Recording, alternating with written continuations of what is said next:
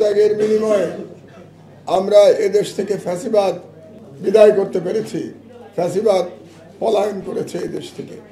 তার সঙ্গে আমি এই মহান ডিসেম্বর মাসে আমি স্বাধীনতা যুদ্ধে নিহত শহীদদের প্রতি আমার শ্রদ্ধা জ্ঞাপন করছি, যাদের আত্মত্যাগের বিনিময়ে বাংলাদেশ স্বাধীন হয়েছিল।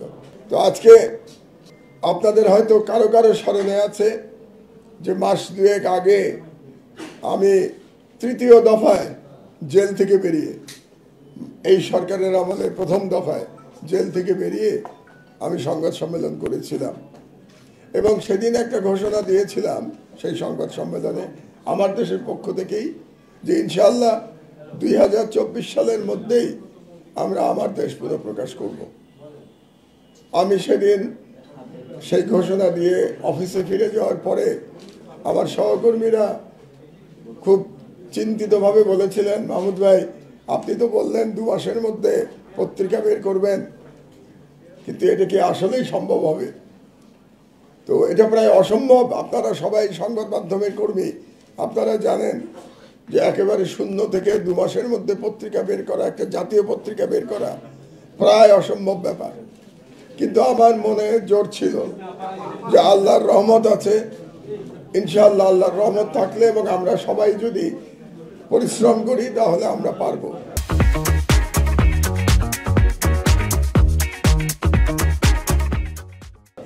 এবং আমার সহকর্মীদের এই অক্লান্ত পরিশ্রমে এবং আল্লাহর রহমতে সেই অসাধ্য সাধন হয়েছে আলহামদুলিল্লাহ।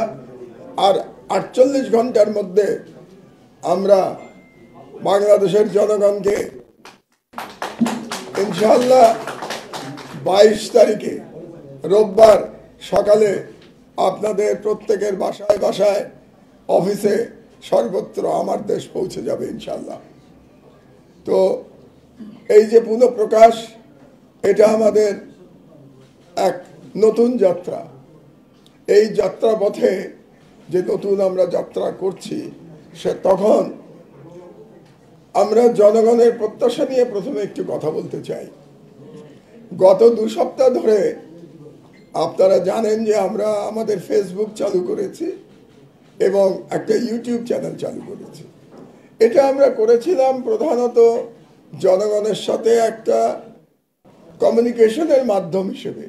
এটাকে খুব বড় করে কিছু আমরা কল্পনা করি নাই, কিন্তু আপনাদের ভালোবাসায় এই 2 সপ্তাহের মধ্যে এটার প্রচুর রিচ হয়ে গেছে। এটা যে খুব বিশাল কিছু হয়েছে তা আমি বলবো না, কিন্তু 2 সপ্তাহের মধ্যে প্রায় 100K ফেসবুকে এবং 65K সম্ভবত ইউটিউবে। একেবারে খারাপ হয়নি, যেখানে আমাদের কন্টেন্ট নাই বললেই চলে। প্রধানত আমরা কিভাবে কাজ করছি এটাই জানাতে চেয়েছিলাম জনগণকে, এবং তার চেয়ে বড় কথা আমরা জনগণের প্রত্যাশা জানতে চেয়েছিলাম। এটা একটা মাধ্যম ছিল জনগণ কি চায় আমাদের কাছ থেকে এটা জানবার জন্য। এবং আপনারা হয়তো একটু অবাকই হবেন শুনলে যে এত ব্যস্ততার মধ্যেও আমাদের ইউটিউবে যতগুলো কন্টেন্ট হয়েছে এবং ফেসবুকে যতগুলো আপলোড করা হয়েছে, প্রত্যেকটা কমেন্ট আমি নিজে পড়েছি, প্রতিটি কমেন্ট আমি নিজে পড়েছি। তার মানে কত হবে? 10,000, 15,000, আরও বেশি হয়তো হবে, মানে 25,000 কমেন্ট আমি নিজে পড়েছি। তো পরে আমি আপনাদের প্রত্যাশা সম্পর্কে জানতে পেরেছি। সেই প্রত্যাশা পূরণের আমরা সর্বাত্মক চেষ্টা করব ইনশাআল্লাহ। তবে আপনাদের কাছে 1 মাস সময় চেয়ে রাখছি। 1 মাস আমাদের ভুল ত্রুটিগুলো আপনারা ক্ষমা করে দেবেন। এই 1 মাস আপনারা জানেন, যারা পত্রিকার মাধ্যমে আছেন, যে একটা নতুন পত্রিকা চালু করলে কত রকম ভুলভ্রান্তি হয়। তো সেই ভুলভ্রান্তিগুলো আপনারা ক্ষমা করবেন আমাদের। আমরা 1 মাসের মধ্যে আশা করি আপনাদের চাহিদা মতো একটা আমার দেশ আমরা আপনাদেরকে দিতে পারবো। যদিও প্রথম দিনই আমরা চেষ্টা করব একটা মানসম্মত পত্রিকা আপনাদেরকে দেওয়ার জন্যে, যে কারণে আমার দেশ আজকে একটা ব্র্যান্ড হিসেবে আবির্ভূত হয়েছে বাংলাদেশে। আমার দেশ একটা ব্র্যান্ড। আপনি পছন্দ নাও করতে পারেন, কেউ কেউ পছন্দ নাও করতে পারেন, অন্যরা পছন্দ করেন, কিন্তু আমার দেশ একটা ব্র্যান্ড। এটা কেউ হয়তো অস্বীকার করতে পারবেন না। যারা পছন্দ করবেন না তারাও অস্বীকার করতে পারবেন না যে আমার দেশ একটা ব্র্যান্ড। তো সেই ব্র্যান্ড, সেটা আমরা প্রথম দিন থেকে সেই ব্র্যান্ড অক্ষত রাখবার চেষ্টা করব। তো আমি একটু সম্পাদকীয় নীতি সম্পর্কে আপনাদের একটু বলতে চাই।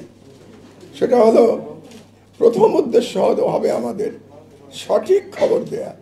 সঠিক খবর সকলের আগে বলবো না, যতদূর সম্ভব আগে সঠিক খবর দেয়া।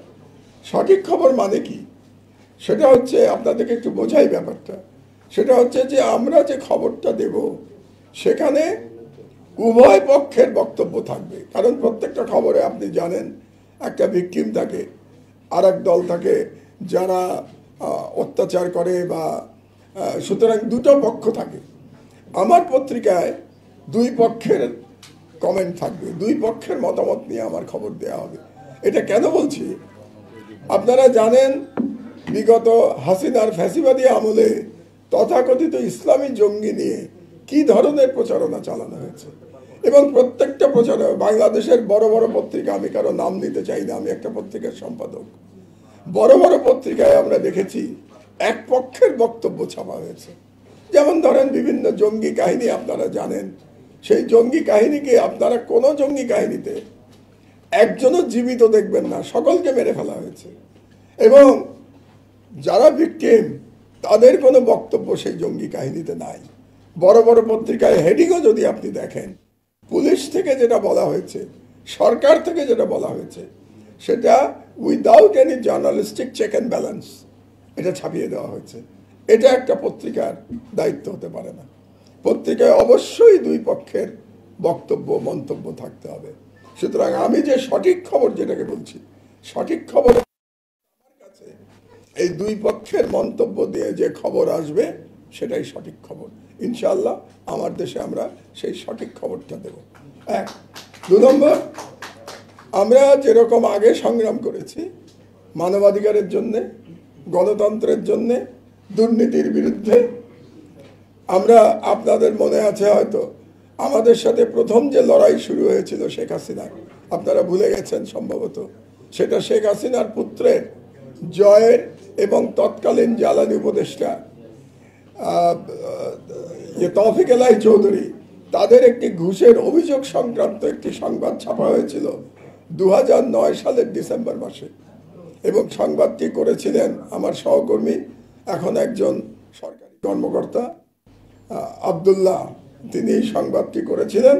এবং এই সংবাদ থেকে 2009 ডিসেম্বর থেকে আমার সাথে শেখ হাসিনার লড়াই শুরু হয়েছিল। কারণ হাসিনা পরিবারের বিরুদ্ধে কেউ নিউজ করবে, এটা বাংলাদেশের কোনো সংবাদপত্রের সাহস কুলায় নাই। এবং আপনি শুনলে অবাক হবেন যে তখন এই নিউজ করার পরে বিরোধী দলের নেতারাও আমাকে বলেছিলেন যে মাহমুদ ভাই, আপনি এত আগেই হাসিনার বিরুদ্ধে লেখা শুরু করলেন। মানে তারাও একটু অবাক হয়ে গেছিল যে এত আগে আমরা হাসিনার পরিবার নিয়ে লিখছি। তো তার মানে হচ্ছে যে দুর্নীতির বিরুদ্ধে আমরা একেবারে সোচ্চার ছিলাম, এখনো সোচ্চার থাকবো ইনশাল্লাহ। আমরা অসহায় মানুষের কণ্ঠস্বর হতে চাই। বাংলাদেশের অধিকাংশ মানুষ অসহায়, অধিকাংশ মানুষ ভিকটিম। ক্ষমতাবানদের কাছে তারা ভিকটিম, অসহায়রা ক্ষমতাবানদের কাছে ভিকটিম। আমরা অসহায় মানুষের কণ্ঠস্বর হব ইনশাল্লাহ। এই জন্য আমরা অসহায় মানুষের দরজা আমার দেশের জন্য সবসময় খোলা থাকবে। 3 নম্বর হচ্ছে যে আমরা বাংলাদেশের মিডিয়াতে একটা ইসলামোফোবিয়া আছে। আপনারা অনেকেই হয়তো স্বীকার করতে চাবেন না, কিন্তু আছে। এটা আজ থেকে না, বাংলাদেশের স্বাধীনতার পর থেকেই এই ইসলামোফোবিয়া বর্তমান। আমরা আমার দেশে এই ইসলামোফোবিয়াকে মোকাবেলা করব সংবাদের মাধ্যমে, মতামত প্রকাশের মাধ্যমে। আমরা এই ইসলামোফোবিয়া বাংলাদেশে যেটা আছে সেটাকে আমরা মোকাবেলা করব। এরপরে বিশ্বব্যাপী মুসলমানদের বিরুদ্ধে যে জুলুম নির্যাতন চলছে সেই সম্পর্কে আমার দেশ সোচ্চার থাকবে। আমি খুব দুঃখের সাথে দেখছি যে গাজাতে যে 14 মাস ধরে যে গণহত্যা চলছে, ইসরায়েলি বাহিনীর গণহত্যা চলছে, সেই গণহত্যার কাহিনী আমাদের দেশের পত্রিকায় নাই বললেই চলে। আপনারা খুঁজে দেখেন, কোথাও হয়তো আন্তর্জাতিক পাতায় এক কলাম পেতে পারেন, প্রথম পাতায় তো কোনো আমি দেখি নাই। অথচ এত বড় গণহত্যা আমাদের চোখের সামনে প্রতিদিন টেলিভিশন ক্যামেরার সামনে চলছে, অথচ বাংলাদেশে, যে দেশে নাকি 90% মুসলমান, সেই দেশের মিডিয়াতে তার কোনো প্রতিফলন নাই। আমরা এই বিশ্বব্যাপী মুসলমানদের অত্যাচার নির্যাতনের বিরুদ্ধে আমরা নিউজ করব, এটা আমাদের একটা কাজ হবে। আর একটা, যেমন কাশ্মীরে যে মুসলমানদের উপর যে জুলুম চলছে, কিংবা উইঘুরে যে জুলুম চলে, চীনের উইঘুরে, কিংবা রোহিঙ্গাদের উপরে যে জুলুম চলে আমাদের পাশের দেশে মিয়ানমারে, এই সব জুলুমের বিরুদ্ধে আমরা নিউজ করব এবং যথাযথ ট্রিটমেন্ট দিব আমাদের পত্রিকায়, যেটা এখন নাই। এটাই বাস্তবতা। ফাইনালি আমাদের যে লড়াই যেটা ছিল, আধিপত্যবাদের বিরুদ্ধে আমাদের লড়াই ছিল, আমার দেশের একটা আদর্শিক লড়াই ছিল, এবং ফ্যাসিবাদের বিরুদ্ধে আমাদের আদর্শিক লড়াই ছিল। এই ফ্যাসিবাদের বিরুদ্ধে এবং আধিপত্যবাদের বিরুদ্ধে আমাদের লড়াই অব্যাহত থাকবে ইনশাআল্লাহ। এবং ফ্যাসিবাদ শুধু হাসিনার ফ্যাসিবাদ নয়, আওয়ামী ফ্যাসিবাদ নয়, যে কোনো ধরনের ফ্যাসিবাদের বিরুদ্ধে আমাদের লড়াই অব্যাহত থাকবে। যদি আর কেউ করতে চায়, তাহলে আমরা অবশ্যই আমার দেশ উঁচু করে সেই নব্য ফ্যাসিবাদের বিরুদ্ধে লড়াই ইনশাআল্লাহ অব্যাহত রাখবে। এটাই হচ্ছে মোটামুটি আমাদের এডিটোরিয়াল পলিসি। আর এরপরে আপনাদেরকে একটু বলতে চাই আমি, যে আমাদের অনলাইন এবং মাল্টিমিডিয়া নিয়ে একটু আলোচনা করা প্রয়োজন। আমরা অনলাইন এখনো শুরু করি নাই, যদিও অনলাইন আমাদের প্রস্তুত আছে। অনলাইন শুধু আমরা নিজেরাই দেখতে পারি ইন হাউস, কারণ আমার উদ্দেশ্য ছিল প্রথম দিন থেকেই একই দিনে সবকিছু শুরু করবো আমি। যেদিন পত্রিকা মানুষের হাতে যাবে, সেদিনই অনলাইন আপনাদের জন্য উন্মুক্ত হবে ইনশাল্লাহ। সুতরাং অনলাইন আমরা চাচ্ছি, আমার ইচ্ছা হচ্ছে যে যেহেতু সকালবেলা পত্রিকা পৌঁছে যাবে 22 তারিখে, সম্ভবত 22 তারিখেই সকালের দিকেই কোনো এক সময় আমরা অনলাইন উন্মুক্ত করব, একই সাথে পত্রিকা এবং অনলাইন। আর মাল্টিমিডিয়ার কিছু কাজ চলছে, ইউটিউব অলরেডি আছে, ফেসবুক আছে, আপনারা জানেন। তবে এখানে একটা কথা বলে রাখা প্রয়োজন, আমার দেশের লোগো ব্যবহার করে এবং নাম ব্যবহার করে বিভিন্ন ভুয়া সাইট কিন্তু আছে, অনেক সাইট আছে, ডজন গানেক হবে। আমরা ইতোমধ্যে সরকারকে একটা চিঠি দিয়েছি যে এই ভুয়া সাইটগুলো অবিলম্বে বন্ধ করে দেওয়ার জন্য। সুতরাং আপনাদেরকে আমি খুব পরিষ্কারভাবে বলতে চাই যে আমার দেশের অফিসিয়াল সাইট একটাই, ডেইলি আমার দেশ, এই নামে আমাদের ফেসবুকের এবং youtube.com, dailyamardеш.com, এটাই একমাত্র অফিসিয়াল সাইট। আর ইউটিউব যেটা আছে আমার দেশ, আর এর বাইরে একটা আছে আমাদের সাইট, এটা বলে রাখা দরকার, যেটা লন্ডন থেকে পরিচালিত হয়েছে গত 5 বছর ধরে। এটা আমার সহকর্মী অলিউল্লাহ নোমান, আজকে সে উপস্থিত নাই এখানে, একটা অ্যাসাইনমেন্ট, এটাকে ঢাকার বাইরে যেতে হয়েছে, রিপোর্টের কাজে যেতে হয়েছে তাকে। তো অলিউল্লাহ নোমান এটা চালাতো, আমার নির্দেশেই চালাতো এটা। তো ওটা কিন্তু আছে এবং ওটা থাকবে আমাদের, কিন্তু আজকের পর থেকে এটার কন্ট্রোল সেন্ট্রাল থেকে নির্ধারিত হবে। তার মানে এটার কন্ট্রোল ঢাকা থেকেই থাকবে, যদিও এই সাইটটা আমাদের থাকবে। তো সেই জন্য আপনাদেরকে বলে রাখছি, আমাদের একটা সাইট এখান থেকে থাকবে, আর লন্ডনের সাইটটা থাকবে। কারণ লন্ডনে আমরা এটা করেছিলাম এই কারণে, যখন ফ্যাসিস্ট হাসিনা আমার দেশ চালাতে দেয় নাই, আমরা আমার দেশ ব্র্যান্ডটাকে ধরে রাখতে চেয়েছিলাম, যাতে এই নামটা জীবিত থাকে। এই কারণে লন্ডন থেকে আমরা অনলাইন এবং এই ইউটিউব, ফেসবুকটা আমরা রেখেছিলাম। তো কাজেই এখন থেকে ওটা থাকবে, কিন্তু এটা কন্ট্রোল ঢাকা থেকে নির্ধারিত হবে। আর আমার বক্তব্য আর আমি খুব বেশি দীর্ঘায়িত করতে চাই না। আপনারা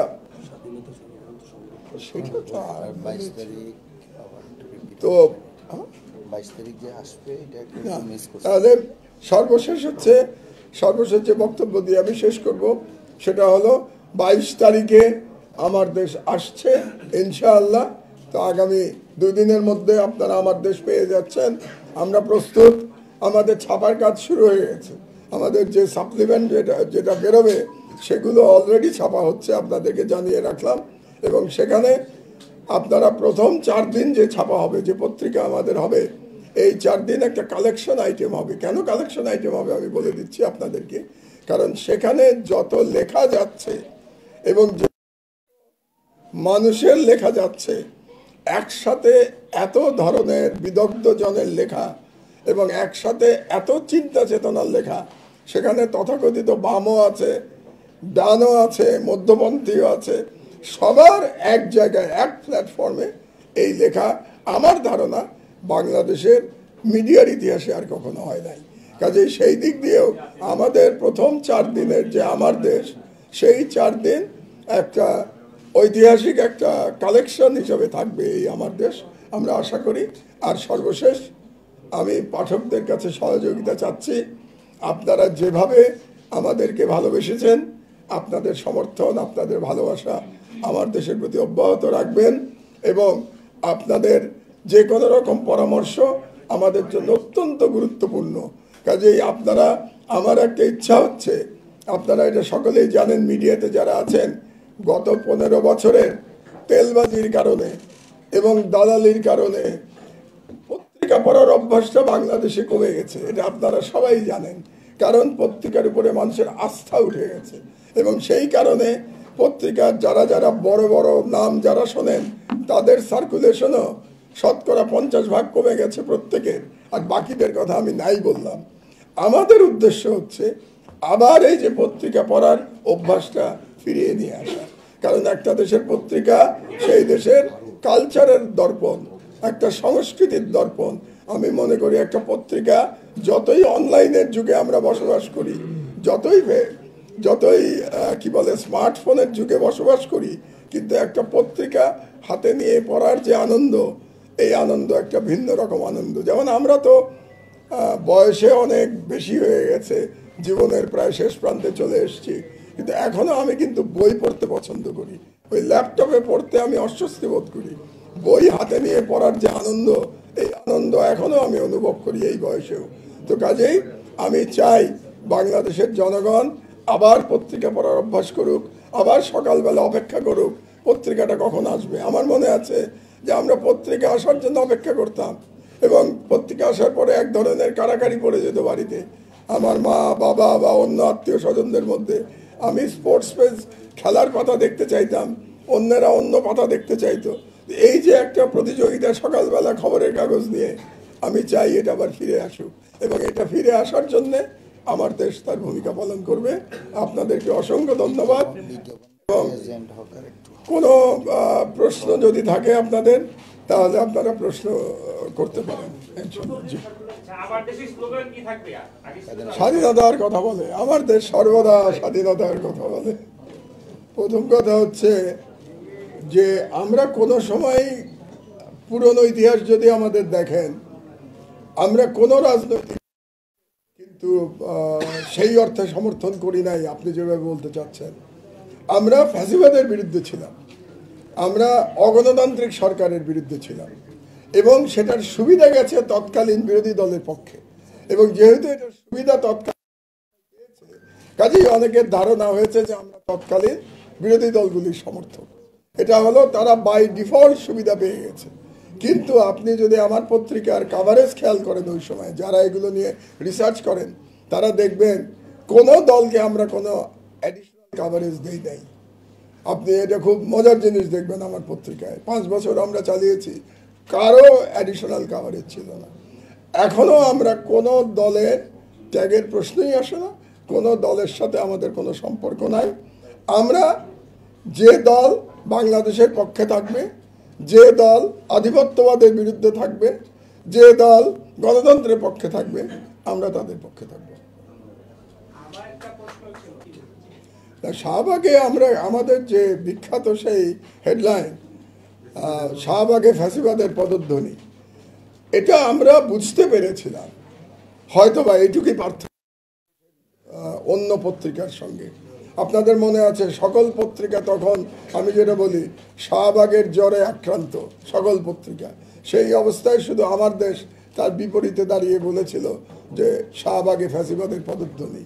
কারণ আমরা যে ফ্যাসিস্ট হাসিনার এবং ফ্যাসিস্ট আওয়ামী লীগের চরিত্রটা আমার দেশ ধরতে পেরেছিল এবং শাহবাগ যে বেসিক্যালি ফ্যাসিস্ট হাসিনা এবং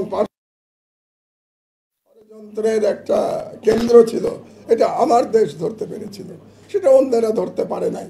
আজকে এই জুলাই বিপ্লবের মাধ্যমে 11 বছর পরে এটা প্রমাণিত হয়েছে যে আমার দেশের চিন্তা সঠিক ছিল। আজকের ইয়াং জেনারেশন এটা প্রমাণ করে দিয়েছে যে তারা আমার দেশের এই চিন্তাটাকে ধারণ করে। আমি তাদেরকে মোবারকবাদ জানাই।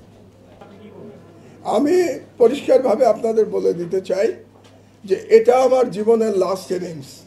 যারা ক্রিকেট খেলেন তারা বুঝতে পারবেন, এটা আমার জীবনের লাস্ট ইনিংস। এই ইনিংস শুধুমাত্র মিডিয়ার প্রতি উৎসর্গীকৃত। এই খেলাটা আমি মিডিয়ার ফিল্ডেই খেলবো, আর কোনো ফিল্ডে আমি যাব না। ইচ্ছা কখনো ছিল না।